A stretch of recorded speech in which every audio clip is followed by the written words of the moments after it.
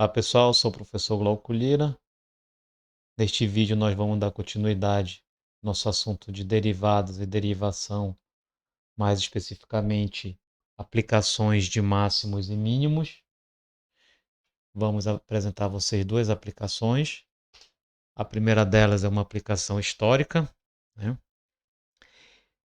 que é o telescópio Hubble. Então vamos para o exemplo. Vamos considerar a seguinte situação. O telescópio espacial Hubble foi colocado em órbita em 24 de abril de 1990 pelo ônibus espacial Discovery. O modelo para a velocidade do ônibus durante essa missão do lançamento em t igual a zero até a ejeção do foguete auxiliar no tempo igual a 126 segundos é dado em metros por segundo por a função velocidade em relação ao tempo, que é igual a uma função polinomial t ao cubo, t ao quadrado, t com os coeficientes decimais aqui. E, usando este modelo, estima os valores máximos e mínimos absolutos da aceleração do ônibus entre o lançamento e a ejeção do foguete auxiliar. Bem, para a gente achar o máximo e o mínimo desta função, ou melhor, da aceleração, primeiramente vamos fazer o seguinte. Observa que no problema foi dado a função velocidade, porém a aceleração é a derivada da função velocidade. Assim, temos então que derivar esta expressão, que vai dar uma função quadrática, certo? Diante desta derivada, desculpa, aqui é a derivada, tá?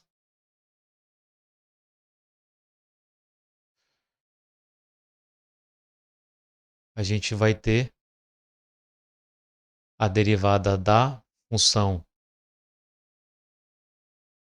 aceleração vai ser dada por esta expressão. Por que estamos calculando a derivada da aceleração? Porque nós vamos fazer o procedimento para achar o máximo e mínimo. O procedimento para achar o máximo e mínimo qual é? A gente precisa achar os números críticos. Para achar os números críticos, a gente precisa calcular a derivada, ou seja, igualar a derivada a zero.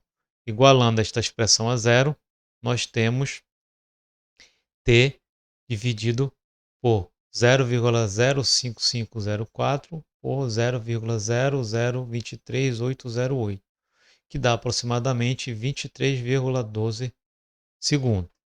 Guardamos este resultado. Vamos calcular a imagem da função neste tempo, que é, neste caso, esta expressão aqui.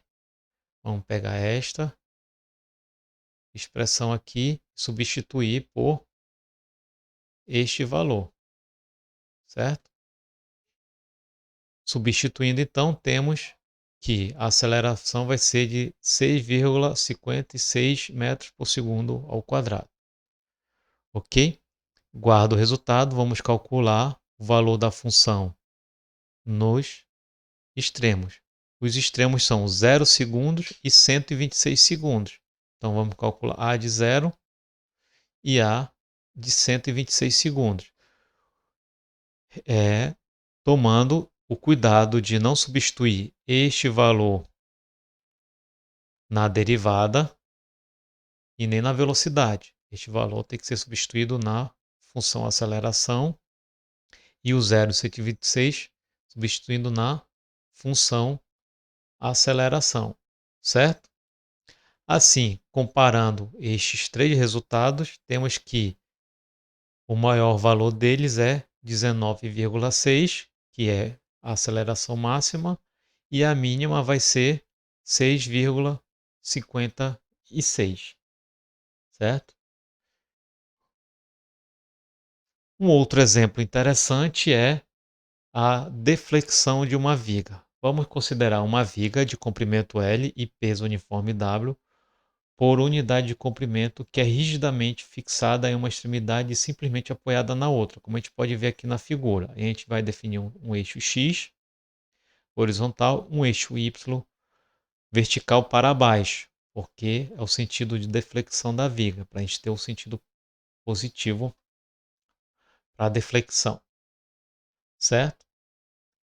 E ela vai ter um comprimento L.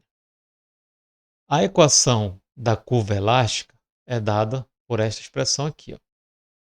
W, que é o peso, sobre 48 é I, sendo que I é uma constante chamada de rigidez flexural, e a função é essa função polinomial de quarto grau, x à quarta, x ao cubo e x ao quadrado. L, neste caso, faz parte dos coeficientes, L e L ao quadrado, que é o comprimento da viga e é um valor fixo, ou seja, é uma constante.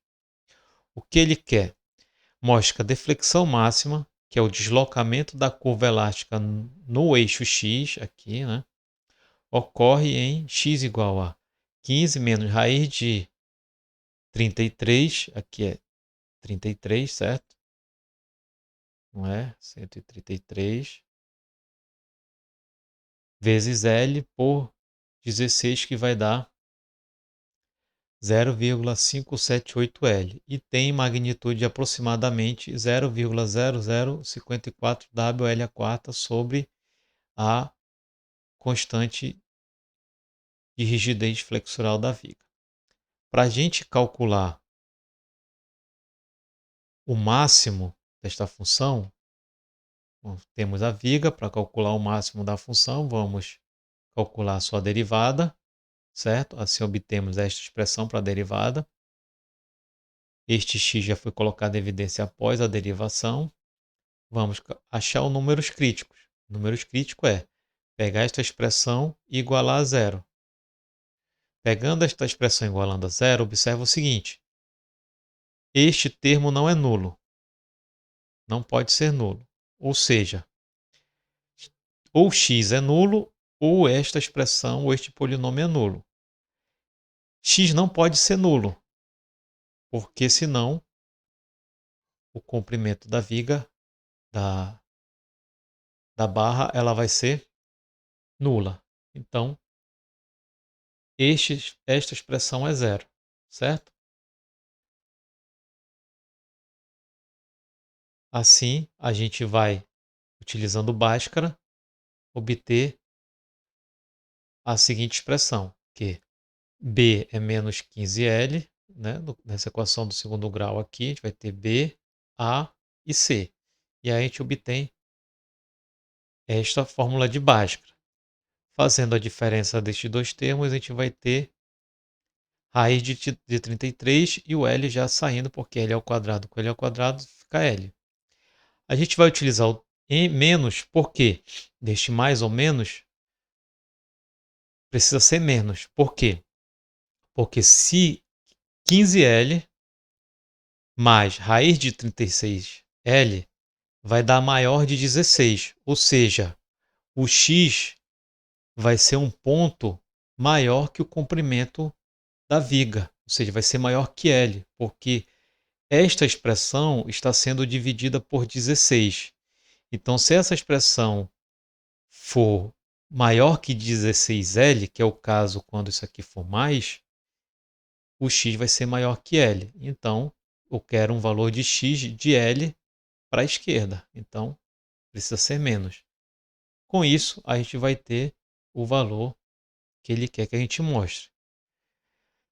Com o número crítico, a gente vai calcular a sua imagem aqui na função, substituindo este valor aqui, a gente vai obter o f no número crítico e calcula os valores nas extremidades. Obviamente, os valores na extremidade vão ser zero, porque quando x for igual a zero, L vai ser zero. Pode observar, 0, 0 e 0. Então, tudo isso aqui vai ser zero.